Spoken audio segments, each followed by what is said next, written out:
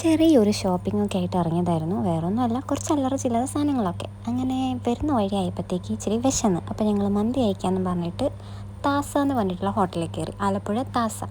ഗോകുലേട്ടൻ അതിൻ്റെ ഇടയിൽ കുറച്ച് റിപ്പോർട്ടും കാര്യങ്ങളൊക്കെ ഇടാനുണ്ടായിരുന്നു. അതൊക്കെ ഇട്ടുകൊണ്ടിരിക്കുകയാണ്. അതിൻ്റെ ഇടയിൽ നമ്മൾ മന്തിയും വന്നിട്ടുണ്ട്.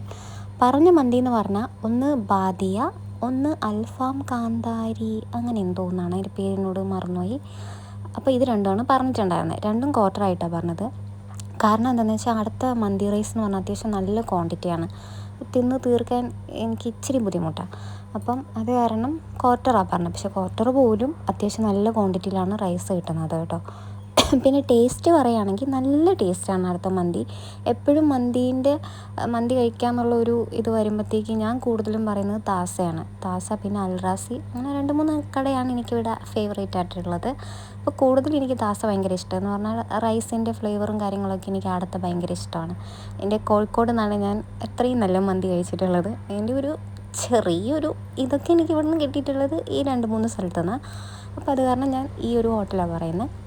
അപ്പം ബാദിയ എന്താ പറയുക, നല്ല സ്വീറ്റുമാണ്, എന്നാൽ അത്യാവശ്യം ചെറിയൊരു സ്പൈസിയാണ്, പക്ഷേ നല്ല ടേസ്റ്റ് ഉണ്ടായിരുന്നു. പിന്നെ മറ്റേ സാധനം അൽഫാമിൻ്റെതും അതേപോലെ തന്നെ അത്യാവശ്യം നല്ല സ്പൈസിയാണ്, എന്നാൽ അതേപോലെ തന്നെ സ്വീറ്റ്നെസ്സും ഉണ്ടായിരുന്നു. അപ്പോൾ കഴിക്കുമ്പോൾ തന്നെ നമുക്കൊരു പ്രത്യേക ഒരു ടേസ്റ്റാണ് രണ്ടിനും കിട്ടിയത്. സാധനമൊക്കെ കൊള്ളായിരുന്നു. പിന്നെ ഒരു ലൈമും പറഞ്ഞിട്ടുണ്ടായിരുന്നു. അപ്പോൾ ഇതെല്ലാം കഴിഞ്ഞ് ഞങ്ങൾ അവിടെ നിന്ന് നൈസായിട്ട് ഇറങ്ങി. അപ്പോൾ ഇത്രയേ ഉള്ളൂ. ടാറ്റാ.